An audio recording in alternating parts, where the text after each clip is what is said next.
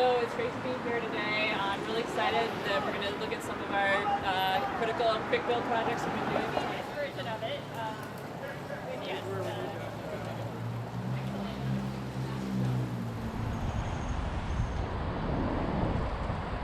Well, I'm really proud of this team effort. This was a collaboration of folks from all across our agency to deploy a quick build bike lane on the length of Florida Avenue. And today we went out with members of the public, members of the community to inaugurate this. And we are excited to be developing more quick build lanes such as this one across the district.